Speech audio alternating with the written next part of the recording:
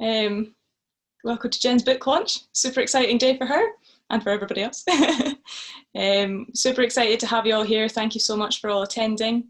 We're going to do a bit of a relaxed evening, I guess. Jen's going to tell you a wee bit about the prize at the end, and then she's going to give you a bit of a reading, a bit of a teaser from one of the chapters, and then we're going to have a bit of a casual interview, and then towards the end we'll have some time for questions, which I'm sure lots of you will have, hopefully. So yeah, without further ado, do you want to tell them about the competition, Jen? Yeah, thank you very much. So I have here a signed copy. This one isn't actually signed yet, but it will be, to give away to one of you lovely people to say thank you for attending tonight. But we thought we'd have a bit of a quiz for it.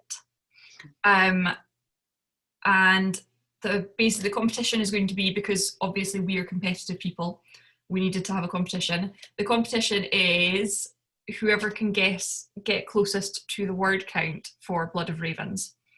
So throughout the evening, there's no rush on it, but if you can type your guess as to how many words there are in Blood of Ravens into the chat,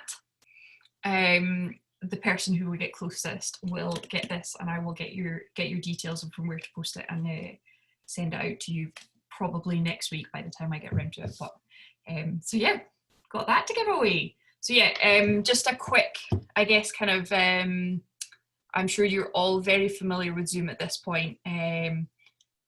No, Sam, you're not excluded from this. Oh, yeah, I think Sam probably is excluded. I don't know, maybe I've cut words since then, Sam. I think go for it. Yeah, so if you pop that in the chat box, there's also then a Q&A which is separate. So if you have any questions as we kind of go through, I guess pop them in the Q&A and we can pick those up at the end. Is that about what we talked about, Shona?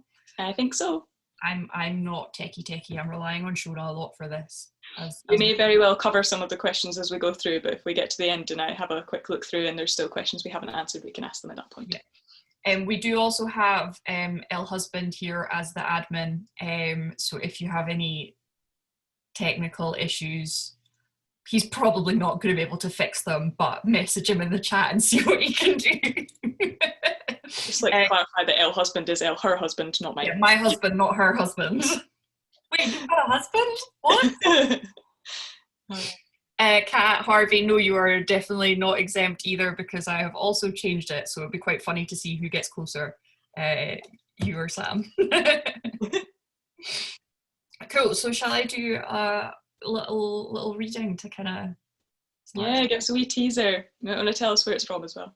Yeah, so I did, if you saw the Facebook or Instagram lives, I read from the prologue during those lives, because I thought, you know, the first 5 chapters were up, I guess, for the pre-sale giveaway. But nobody had seen the prologue, but I thought I'd do something different for you guys tonight. So I've got a little excerpt from the end of chapter 4. Which is, yeah, I quite like it. It was a late entry to this, to the manuscript, but I'm very happy with it. It's one of my favourite bits. So I'll read from that. Excuse me. Beneath a starlit sky, standing on a heather-clad hillside, a man waited. He was tall, broad-shouldered and powerful. Tattoos so black they seemed to gobble up the faint moonlight swirled over his bare arms and up his neck, curling over the shaved sides of his head. His remaining hair, long and tied in warrior braids, was dark as night, and his eyes almost matched. And though he stood motionless, there was something imposing, menacing about him, like a sleeping wolf with the promise of death lurking beneath his bronze skin. A raven's cry shattered the silence, but the man did not flinch. His black gaze remained impassive, staring steadily out into the night. Watching, waiting. Minutes passed, hours perhaps, the rise and fall of his chest the only sign that he was in fact living and not just a statue carved in flesh. But his patience was rewarded. Without warning, a woman appeared, as if stepping out of the air itself. Her hair was moon-white and her eyes as vast and mysterious as the night sky, yet her face was young and lovely, breathtaking, unearthly, inhuman. The man seemed unperturbed by either the manner or quality of her appearance. He did not even turn his head to greet her as she joined him. "You should not have come," he said, his voice little more than a deep, dark rumble in the night. "I had no choice. I need your help," she replied, as cold and distant as the stars. He snorted. "Tell me something I don't know." "Her power stirs. I cannot keep her hidden much longer." "Her power or theirs?" The woman sighed in exasperation. "Both. They are awakening. The wards struggle to contain it. Thorin and Adara's children came searching, Kylar's daughter too, and worse still, she was followed. I've healed the crack they found, but others will form and the Darklings will return. You should have never agreed to harbour them. They would be better off with their own kind." She sighed once more, this time in defeat.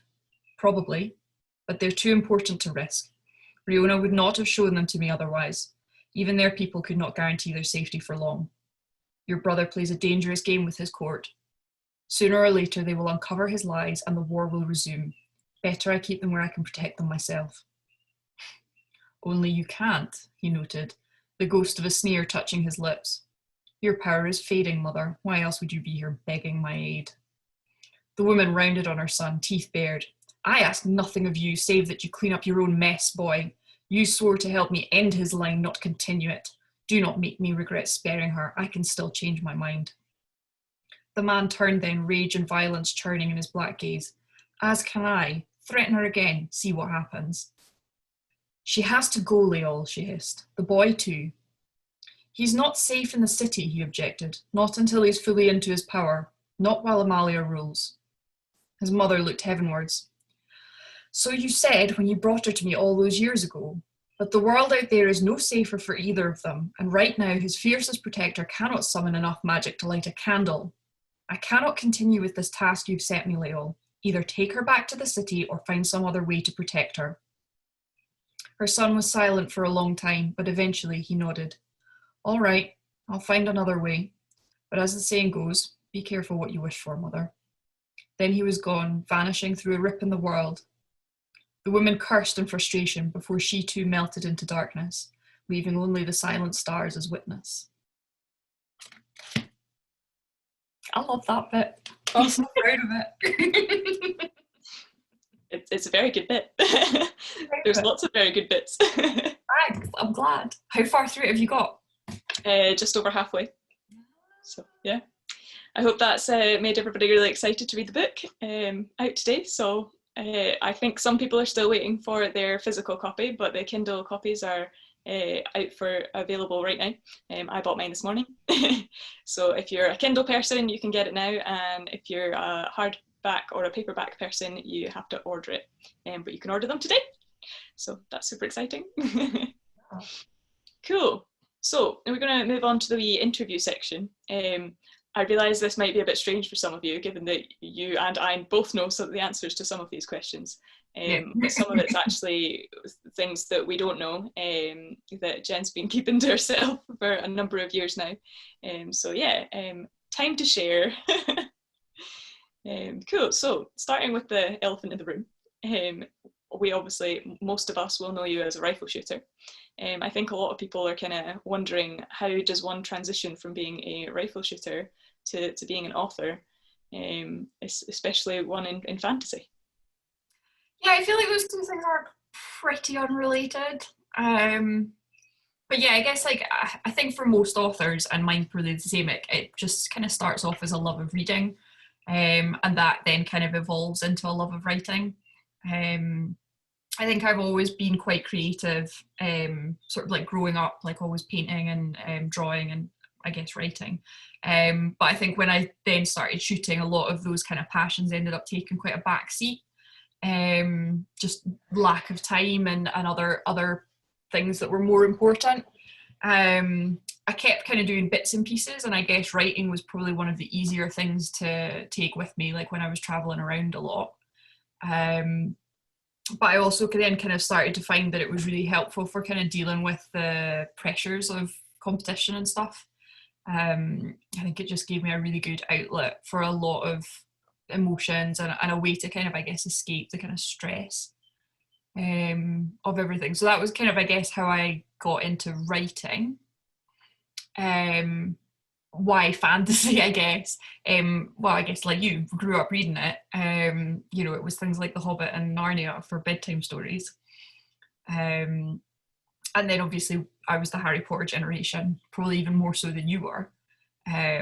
So like that was a huge influence, I think. And I think when I was younger, like it was very much the kind of escapism part that drew me to it, which I think is probably what most people think about of fantasy literature.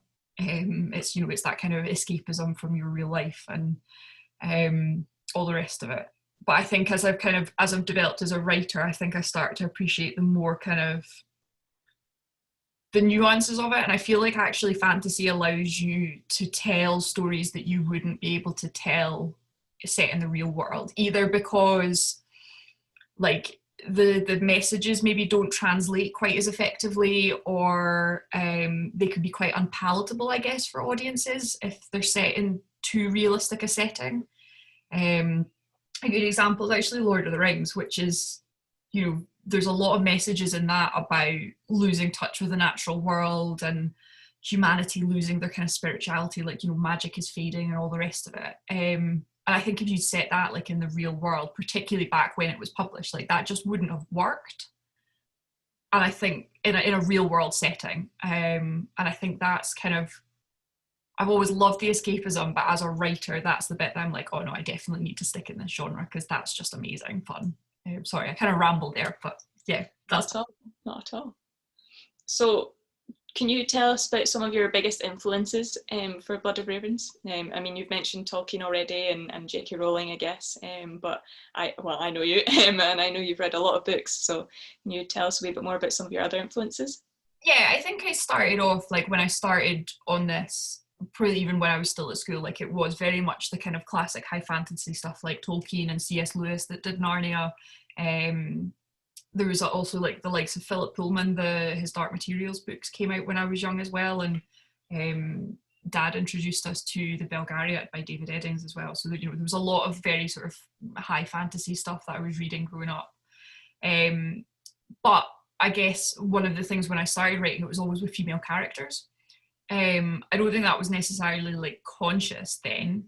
It was more just that kind of thing of I was writing for myself, so it just kind of seemed natural to write female characters. But I think, yeah, looking back on it now, I can see why that happened, because like so much of it is very male dominated.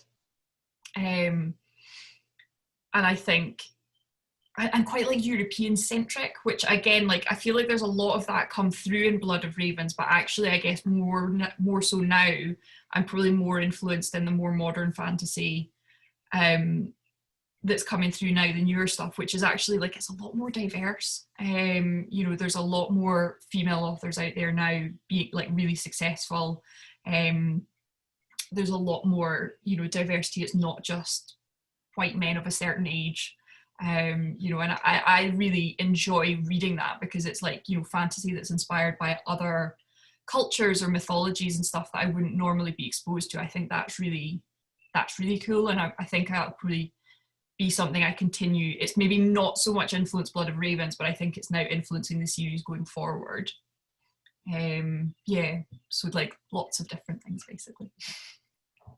Yeah, I suppose as you sort of become more of an author rather than just a reader, these sorts of things become far more like at the forefront of your attention, I guess. Yeah, I think so. I think there was an article by I think I posted about it on my blog recently by Samantha Shannon, who's a British author I really like. Just that orange book right there, that tome, that brick that you could literally kill a man with. That's a fantastic book, by the way. I highly recommend. She'd written this article basically like kind of pointing out that there's quite a lot of sexism in classic fantasy. There's a lot of like violence against women. They're very patriarchal societies. Like think about Game of Thrones as a prime example. Like it's just women get a pretty rough end of that deal. And she kind of talked, that's quite often people defend that, saying like, oh, it's historically accurate. Like you're writing like you're not writing history, you're writing fantasy. And she was just kind of pointing out like how ludicrous that sounds. Like, here's a dragon, but you're still okay for women who can't have real jobs because history, what? And it was like, even like for me as a woman that's sort of grown up thinking, why don't I see myself like that, was still one of these like eureka moments where I was something like, oh my God, yeah, she's right. And I think like, it's maybe more as a writer side of things, but like, I really do think books or like words and stories can really like, they can make a difference to people. And I kind of feel like if we can't imagine make-believe worlds that do better, then how on earth are we going to make this world that we actually live in better? So I guess like particularly, with things like sexism, racism, I think that's really something that as a writer, I'm probably more conscious about making sure that like I challenge those perceptions. And it's interesting as like from myself, like sort of catching myself being like, oh, that's sexist, you can't write that, Jen. So yeah, no, it's really interesting, I think, as a writer coming at it from a different point of view. So is that the main sort of inspiration for the book, or was there other kind of inspiration you had? I personally, I know you started this when you were quite young, so yeah, what was the inspiration for that at the time? I feel like I find this a really difficult question to answer, and like people like ask me quite a lot, like, well, what's the inspiration behind it? I'm like, I just don't know. Do you remember you got me a Neil Gaiman masterclass or something for Christmas or birthday one year? So I finally did that, and it was amazing, by the way. But he was talking about his like inspiration, and he was talking about, so he keeps like notebooks, and just writes bits and pieces down, either like things he's seen or thoughts that come into his head or whatever. But he refers to like the notebooks, and I mean he's got obviously thousands of them. He thinks of them as like a compost heap, and you just chuck ideas at it and you chuck things into it, and over time it all just kind of, well, I guess, rots down. But that's then a kind of fertile bed that stories can kind of grow from. And I think that's probably how I would, when I look at it, like that's kind of how I feel. It's not consciously how I approached it, but that's kind of how it feels to me, is that there's so many inspirations. I'm just inspired by things that are around me or that I've seen and whatever. And I think there are some clear inspirations, places I've been. There's probably some elements of people I know appearing in there, favorite TV and films, also a lot of mythology and folklore, because that's really original fantasy.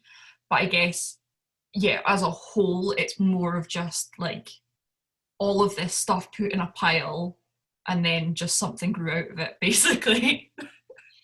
I certainly remember when I was younger, you used to have sketchbooks. I'm not sure you'll thank me for sharing this, but you used to have sketchbooks, and they appeared in one of my boxes from Mum at one point. And I remember looking at them, and you'd drawn a lot of your characters in the books. And I remember like seeing them at the time. This was only a year or so ago. I saw them and was kind of like, she's had these characters. You must have been 16 at the time-ish when you drew those characters. So I'm kind of like, they've obviously changed and things, but you've had these characters in your head for, or at least some of them, for the best part of 15 years. Like a long time. And it was quite interesting, is like the story started as something else entirely. Like I actually, it's funny, in the review that got posted on my Instagram the other day, he was talking about like, oh, it'd be really helpful to have like this lineage thing, like lineage diagram. It was funny he mentioned that, because like actually when I started this series, I was writing about the previous generation, so like the characters in this book, their parents. And then kind of like as I was going through it, I kind of had this moment of like, no, I want to tell the kids' story first, because I think that's more, it's more interesting, I think, to come at it from that point of view, rather than sort of starting at the parents and seeing how it kind of progressed. So yeah, like it's been around for a long time, and so I mean the characters have changed drastically, but yeah, some of them have been walking around in my head for nearly 15 years now. So you kind of hinted a wee bit there about potentially some other series. Can we expect more in this series, and obviously more in this series, and maybe some other series related? Yes. So this is the first. This series is planned to have five books. Given how much I overwrite, Sam has to try and keep me on track to keep it at 5, because I just go off on tangents. We end up like George R. R. Martin, never think. No, that's not true. That this series has 5 planned in it, and then I've got, I guess, as I kind of said, like stories, the stuff that's hinted at, like some of the mythology and the history that's talked about in this. I've kind of got ideas, and I don't know whether there's, whether anybody actually be interested in reading them, but actually going back and fleshing those out a bit, I'm sure no one's. So yeah, got a few different ideas for various different things and set in the same world. Well, that's very exciting. Yeah. I'll never run out of books or stories. Say, how long? It looks like I'm going to anyway. That's true. What was your latest book haul? Because I've got like 1, 2, 3, 4, 5, 6, 7, 8, 9 books sat on my desk right now that I need to read. That whole shelf. I mean, this whole thing is to be read. Oh God, yeah. Books. Too many a books. lot of it. Oh man. So did you have any like favourite bits of the book to write, or any bits that you really hated writing? I know you're not a fan of blood, sorry, just fainted.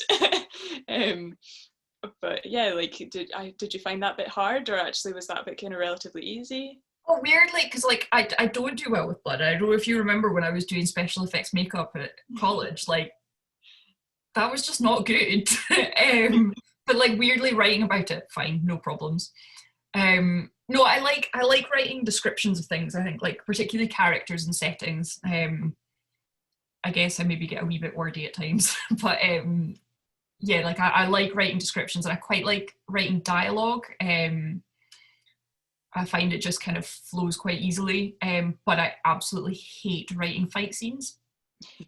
Those just do not come naturally to me at all. I find it really difficult to like get my head around the dynamics. Like if he's done there, like if it requires tracking movement through a 3D space, it's just a nightmare. I mean, as a rifle shooter, I mean that totally makes sense. Given that the whole point is we just don't move. Stand still. But I guess then some of the stuff, I think maybe in terms of like hardest to write, I guess was some of Keriath's stuff was quite difficult to write, like without giving too much away. It can be quite emotional at times, and I found not necessarily writing like one day of writing that wasn't that bad, but day in day out for like a prolonged period of time writing that kind of emotional drain was quite emotionally draining. I think I didn't hugely enjoy that just because it was so difficult. Imagine. So you mentioned one character there. Do you have a favourite character? Can you tell us a wee bit about the characters? I feel like saying you've got favourite characters, like saying you've got a favourite child. I mean, I know our parents do, and it's you, but I'm in trouble. Yep. But yeah, like I don't know. Yeah, so there's 5 point of view characters. I think of them as 4 point of view characters because one's a set of twins that you can alternate between, but I guess technically there are 5. So yeah, there's Ranila, who is, if you've read the blurb, like the mother with no memory. I guess she's on a bit of a journey of self-discovery. With her, I quite like obviously like strong female characters, but I find like so often they end up with these really masculine traits. Like think about Katniss from the Hunger Games, like that sort of emotional, stoic, quite aggressive, like all of that stuff is like what you would think of as generally quite masculine traits.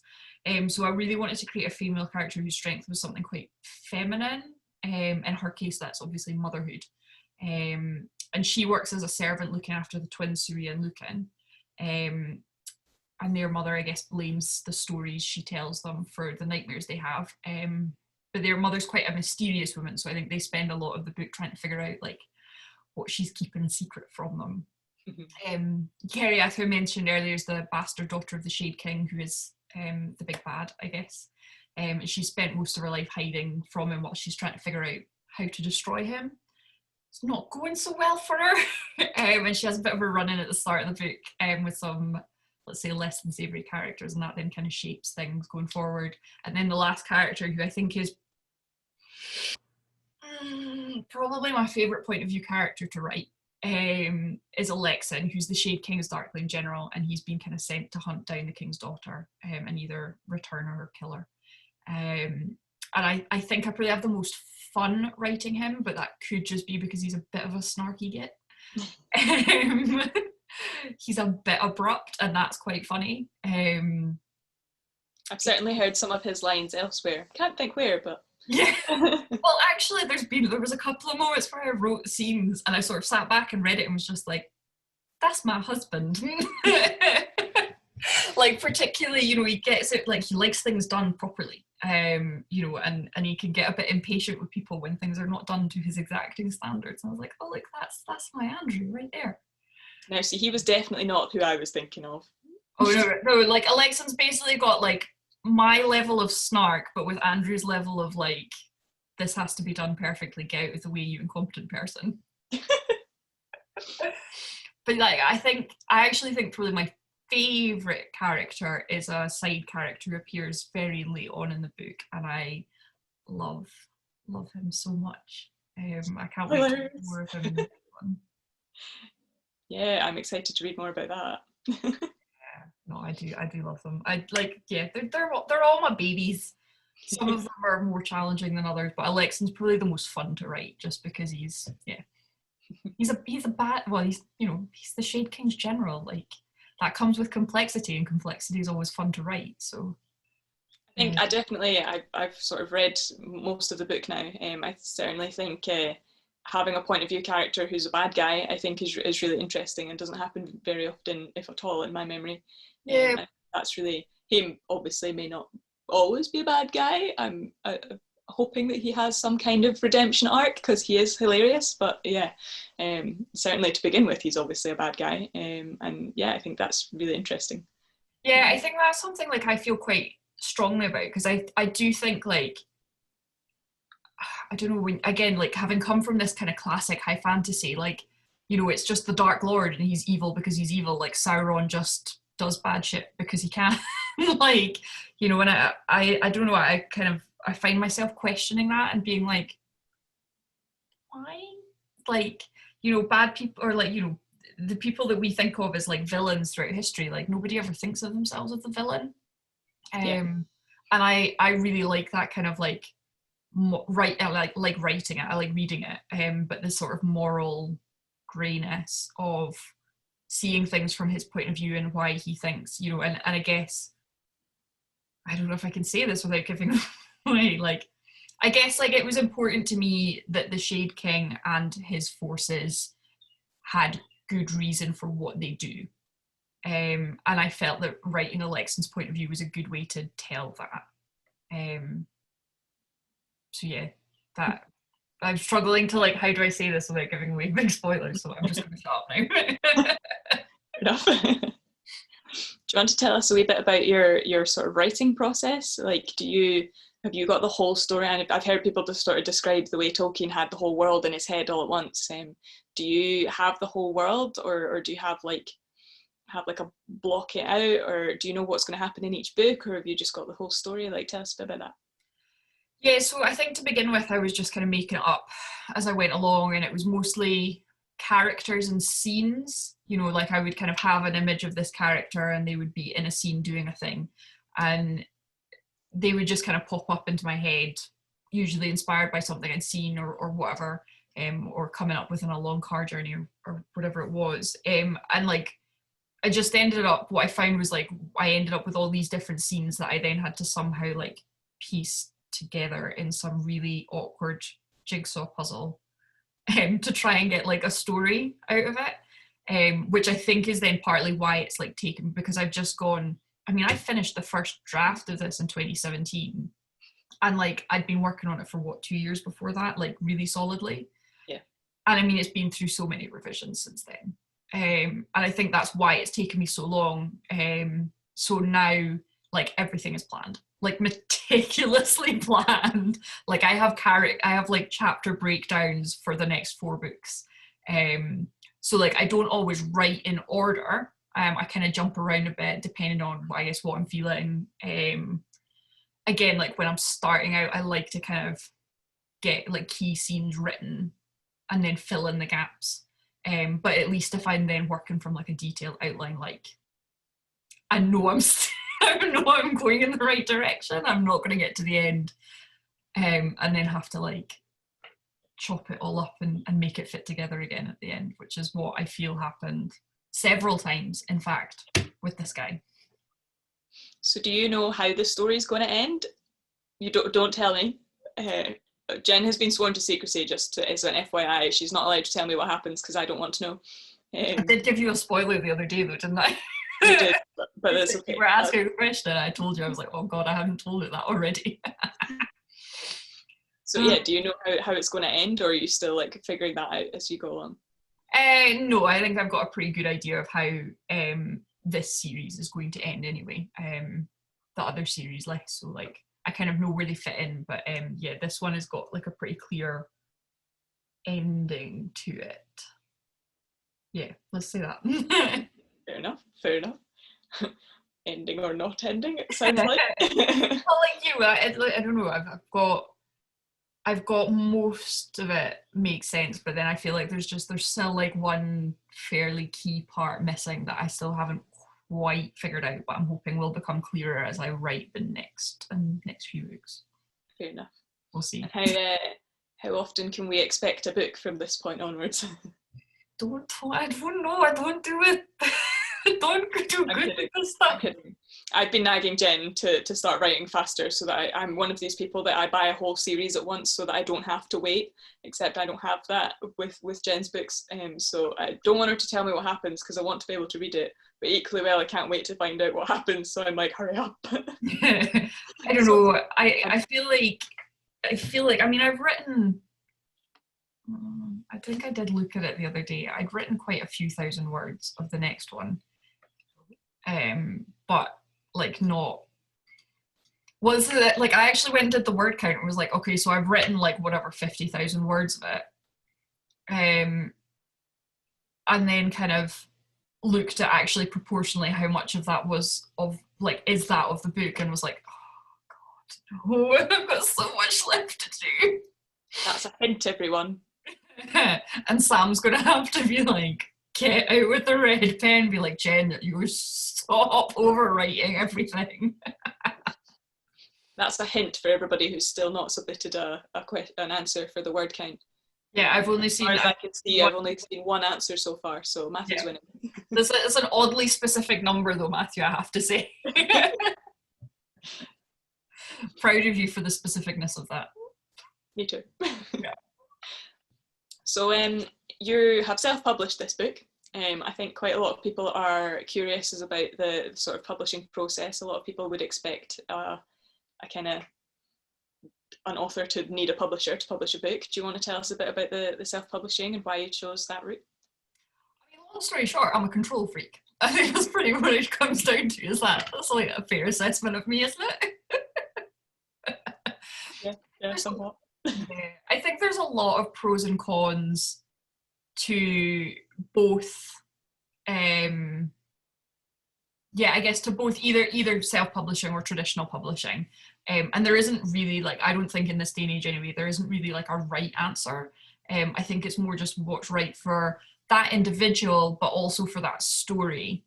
And I think particularly because this series, like, because I've been kind of working on it for so long, and I've poured so much of myself into it, like, it's a really personal thing, and I guess I wanted to retain a lot of control over that. I felt like, you know, there've been times, and you've probably experienced this a wee bit too, but like there are times in sport where you don't always feel like you're entirely in control of your life.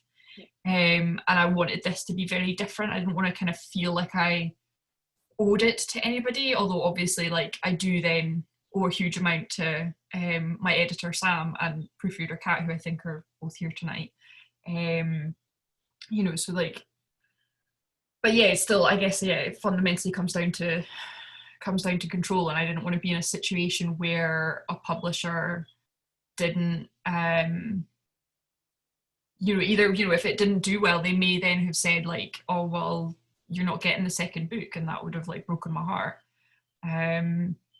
So yeah, I wanted to kind of retain control of it and do it my way, and then even if it flops, which realistically, I mean, debut author, like I've not put a lot of money into advertising or anything like this. I'm not expecting it to have huge sales, but at least then like I'm happy with it because I've done it my way. So as I said, long story short, I'm a control freak, Shona. Which I did already know that, yeah. That's why I ended up doing the cover as well, because like I was just like, I don't trust anyone else with this. I think it's amazing. I'm very glad you decided to stick with it. Do you think in the future you might try to get a publishing deal with a sort of traditional publisher? Yeah, I think probably with like a slightly smaller, probably more easily marketable project, I might be more inclined, and like probably a slightly less personal project, because like I obviously have lots of ideas and things of other books I want to write as well, but yeah, probably not with anything in this series because it's too special. My precious. I was going to ask you if you had any sort of tips for anybody else who might be looking at self-publishing, but to be honest, looking at the attendees list, I'm not sure that's up anybody's street, really. Yeah. No, joking. Hire a good editor. That is my advice. Sam, you can quote me on that. Also, do you want to tell us maybe a bit about, I don't know if it's weird with Sam here, but do you want to tell us a wee bit about the sort of process of working with an editor? Yeah, it's been brilliant. Like I think with both Sam and Kat, there's obviously bits that, there has been times where I've agreed and I've not agreed. I think one of the yeah, Sam, yes. Yeah, I don't know. It's felt quite collaborative, I guess, working with them. I'm trying to think. Sometimes it was hilarious, particularly a lot of Sam's feedback on like the first version I sent to her.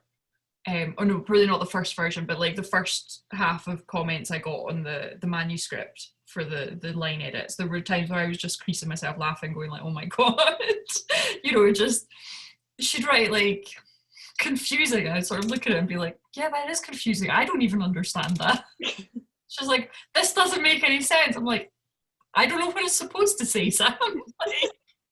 But no, I think it's good. I mean, I think it's probably one of the strengths that I've taken over from sport into this has been that like I don't like there's no such thing as like, well, I guess there is such a thing as unhelpful feedback, but like I guess I'm used to constructive criticism, whereas I think for a lot of newbie authors that can be quite difficult. Whereas I very much like went into that process being like, right, I've got this as good as I can get it with my skill set. Now I need professional help because I don't know how to make it any better. So like I need somebody to tell me what's wrong with it so that I can then make it better. And I think that's the kind of, that's been really helpful for me, like managing the criticism that comes in when Sam's like, this doesn't make any sense. I'm like, yeah, you're right there. But because I'm so close to it, like I can't see that. It makes perfect sense in my head. Yeah, I guess they used to talk about that when you were at school, like trying to get somebody else to read over your work because you've obviously spent so many hours reading it. When you read it through, you read what you expect to see rather than what's actually there. So very much. Well, I mean, you and Andrew is actually a useless beta reader from this point of view because I'd so many times I'd like talk to him about it, but like I needed like a lot of like when I was doing, because particularly with a fantasy book, like there's lots of there's lots of world building and magic and rules and all those kind of things that like, again, because I fully understand how the magic system works, I fully understand the world, I understand how the characters interlinked, that all makes perfect sense to me, but like I had no idea if it made sense to anybody else. So I had to get, well, I mean, obviously you read it, Yep. and I think for the most part it made sense. Yeah, absolutely. Um, There's the story bits that I'm kind of like, ooh, what about this? Ooh, what about that? But again, I've already asked you not to tell me. But yeah. I can't ask Wikipedia. You that's it. You have like you do end up like having to strike this balance of like it needs to make sense so that the reader understands what's happening, but you also don't want to like, well, I mean, one, you don't want to info dump, you don't want to just put out like everything because that's boring to read, but also you don't want to, you want to leave questions because that's what keeps the reader turning the page, and that's what gets the reader to pick up the next book and all the rest of that. It looks like Mummy Mac is winning the but if you've told them that Can't she's let Mummy Mac win.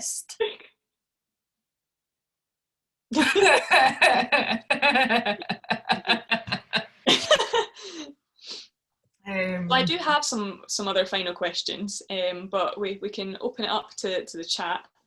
So if anybody has any questions, feel free to either ask them in the Q&A or in the chat. I don't think anybody can put themselves, like can speak. I'm not sure about that. I think we can, yeah, if we want to, I think I can allow them to talk. Colin did ask a question earlier that I will now ask you. Colin was asking when we're getting an audiobook version. I mean, I don't know, how was that reading earlier? Like, because I can't afford to pay. That's when he asked. That's exactly when he asked. Well, I mean, we talked about this. You were going to do my sound recording, and it's just whether I can stand the sound of my own voice enough to do it, because I can't pay anybody. Yeah. If it works and Jen can manage to stand her own voice for long enough, there will be an audiobook version, hopefully, by maybe the end of the year or the start of next year. Yeah. But it will again be a home production. Yeah, my sound guy's got kind of, other things going on this summer, just, one or two important things to be doing, don't you? I do. So apologies for the wait, that's my fault.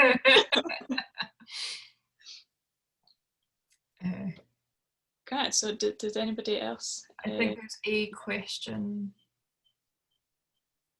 Can you see the questions okay? Yes, I can see the questions. Ian is asking, he said, I noticed the font is quite small, no problem. Is that because the book might have been over 600 pages?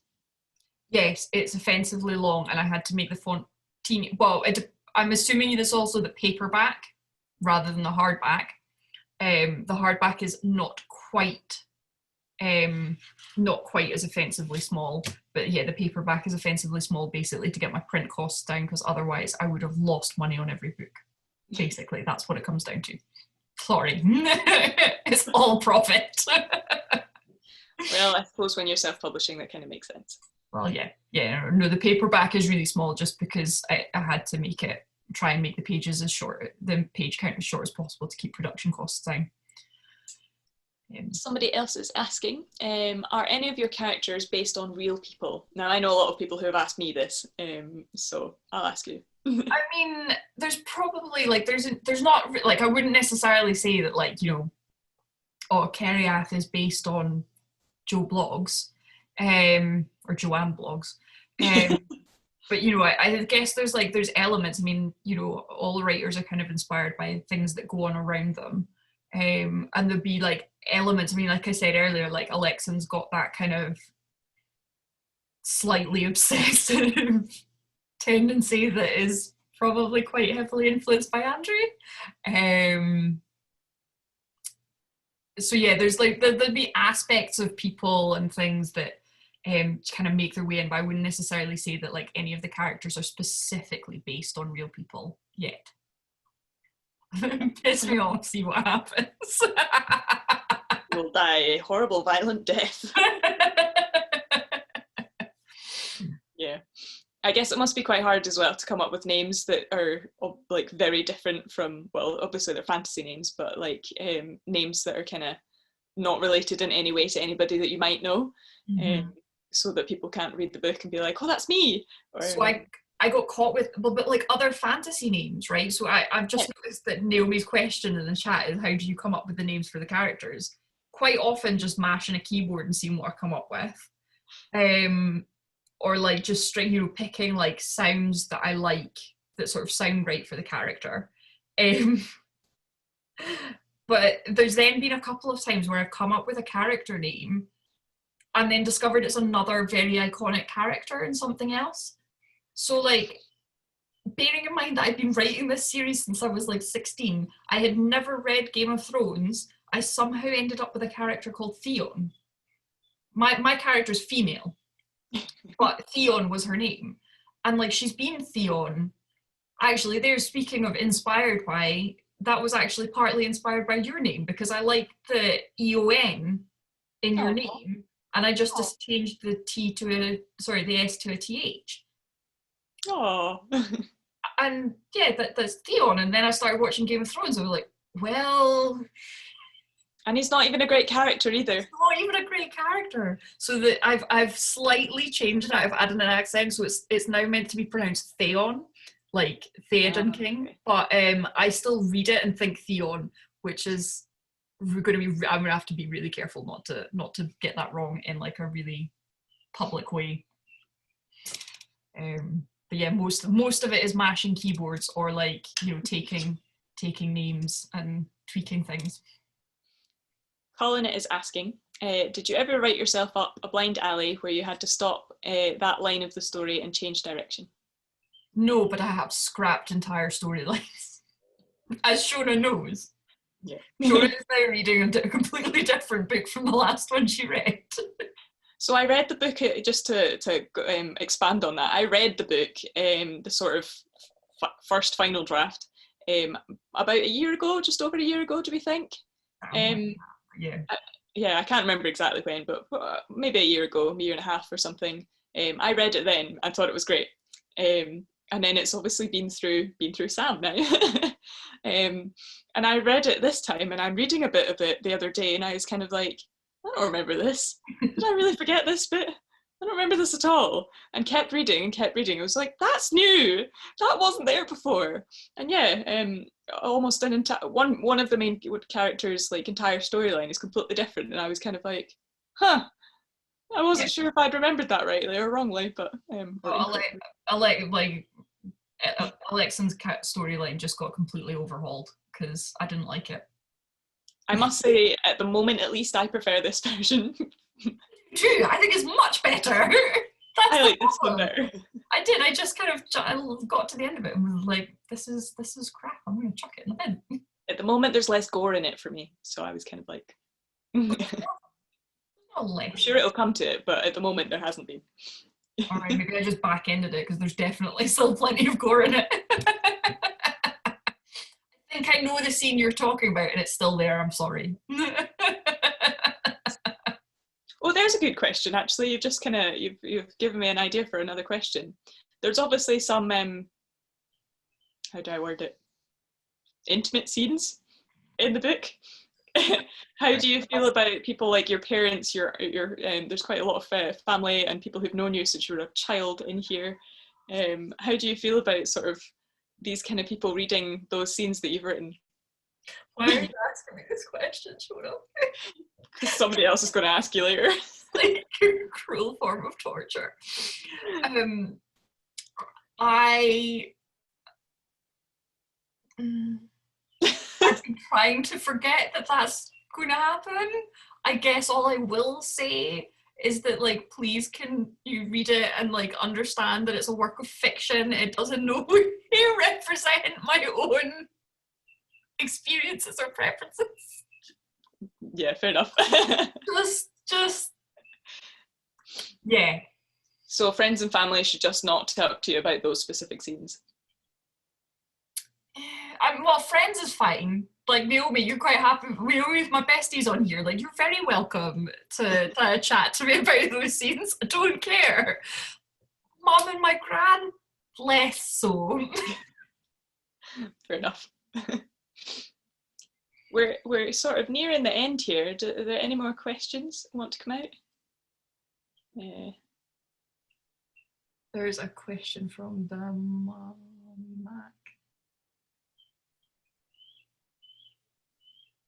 There's also one from admin. It's the same question, I think. So, Mummy Mac, have I spoken to several people who are interested in the fact you've written a book but not familiar with the genre? How would you... Oh, fuck, it's gone. How would you sell the story to non-fantasy readers? Badly. Badly is how I would sell them, because I really, really sucked at the blurb part. I really liked your blurb. I thought it was great. But like, I just feel like it's I don't know, but this is for me just being overly self-critical perhaps, but like I do just kind of feel like it's a bit of a non-blurb. Like I think if you put any more into that blurb, you would have given away way too much of the story. I think it's a good blurb because it kind of makes people interested without telling them what happens. But this is the problem I have, right? Is because it's not a clean and concise, like, you know, some of the stuff I've been reading. So, oh no, I can't talk about that because I'm giving it to somebody as a gift. Okay, but there's other books in that pile I've got beside me. Actually, there's a good one. So this only just came out recently. So For the Wolf by Hannah Whitten. The first daughter is for the throne. The second daughter is for the wolf. And it's it's a Red Riding Hood retelling. Where the main character is the second daughter who gets sacrificed to a wolf, and like that you can kind of sum that up quite neatly and concisely. Yeah. Whereas I feel like it's so much harder to sum that up neatly and concisely with Blood of Ravens. And that's one of the things I've really struggled with. I haven't at all answered my mum's question. How would you sum it up? How would you sell it? Me personally, as somebody who's read quite a lot of the same books that you have, I guess, nowhere near all of them, but I've read quite a lot of varied books as well. I'd probably say it's somewhere very similar to Lord of the Rings, and in some ways similar to Game of Thrones, but actually Game of Thrones in the fact that it's sort of epic and there's lots of kind of world building and stuff in the descriptions, but it's not as gory, at least not yet anyway, and there's not as much kind of like random storylines that kind of just don't actually feed anything into the story. Certainly all of Jen's book feeds into the main plot of the book. I think it's very well written. Don't say that. It's fine if there's any segues. I think it's very well written, and I would say I think it's quite similar to Tolkien in a lot of ways, just in the sort of description and the language that's used, and the sort of the level of the language that's used. You read a lot of sort of young adult fiction or sort of modern fiction, and it's a lot easier to read. Not than your book, but it's a lot more easy to read than Tolkien, just because it's quite like, it's modern language, it's straightforward. I would say I actually had quite a lot of our sort of shooting foreign friends whose first language is perhaps not English ask me whether they'd be able to read it in English or whether they were going to need a dictionary, and I was kind of like, to be honest, I'm not sure, because there is quite a lot of I don't even want to say very grown-up language, because it's not necessarily grown up, but possibly slightly more ye oldie, perhaps. Yeah. So yeah, like I would definitely describe it as more like Tolkien than like J.K. Rowling, for example. Susan is wondering what age you would recommend for reading. Is 14 years too young? Yeah. Basically, Matthew, read it. Yeah, I would probably say 14 is maybe too young. There's definitely some adult content in there, Susan, sorry. Yeah, the bit I've read up to would be absolutely fine, but I suspect all of the bits that I'm kind of like about all come in the next half of the book. I can tell you which chapter it is. You just skip that and the rest of it's fine. Yeah.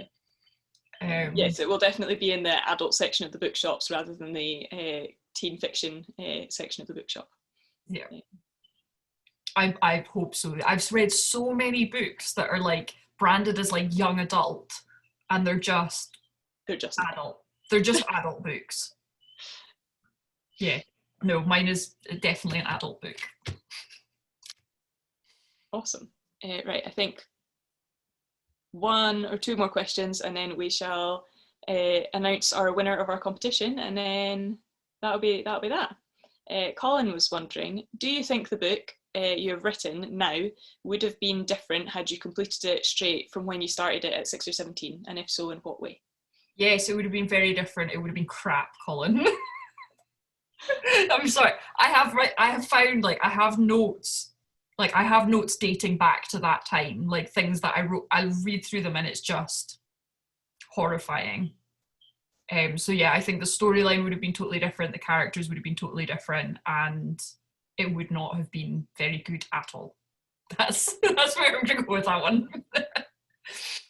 And my last question of this evening, does Rifle in any way, your experiences of it, or like guns or whatever, come into the story at all? Not any of my experiences. I may or may not have had to quiz my husband on his deer stalking experience on how a deer dies when it's shot. But other than that, yeah, no Olympic style shooting at all to be seen in that. Sorry. Fair enough. So, do you want to announce the winner of your competition to see who wins the signed copy of your book? I would, but my maths isn't good enough to figure out who from that list has won it. It's in order, Jen. Oh no, it's not. No, it's not. Well, it's in order from highest to lowest, but it doesn't tell me who's closest to that number. No, it's not in order either. I think Andrew did put it in who's closest order. Has he? Yeah, I think it's stacked to say who's closest to it. I think he's done it for you. Yes, it does. It's that. Yeah. Right. Okay. Yeah. I mean, is that fair?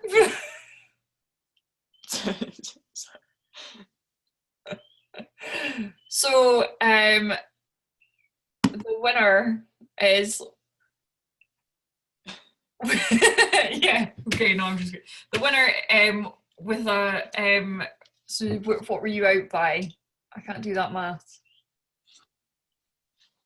Just want to do my maths for me. 500 words? No. It's like 1,000 words. Sorry. Wait, is it? No, you were right.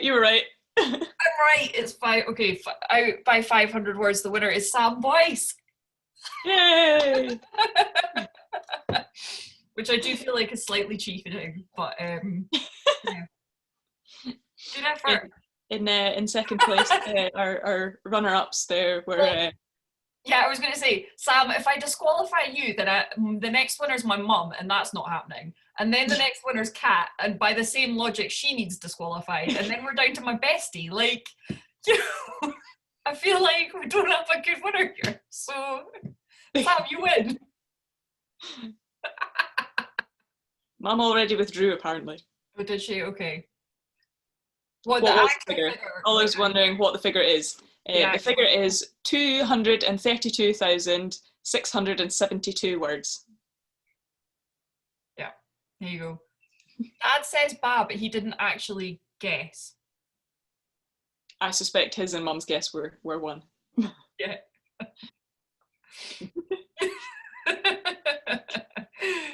Cool. So that's the end of that. Thank you all so much for joining. I hope you found it interesting and perhaps enlightening and encouraging to go and buy the book and read the book. I, for one, am very excited to have more people that I can chat to about it who didn't write it. So yeah, thank you again. Thanks, Jen. Thank you very much. It was good to sit and chat for a bit. Yeah. Grand. Good job, team. Well, thank you guys, everybody who's made it along. It's really good to have you here. Much appreciated. Thank you to our admin in the background as well. Yeah. Yeah. Cool. Well, thank you all very much. Good to see you, and yeah, catch you later. Bye, everyone. Bye.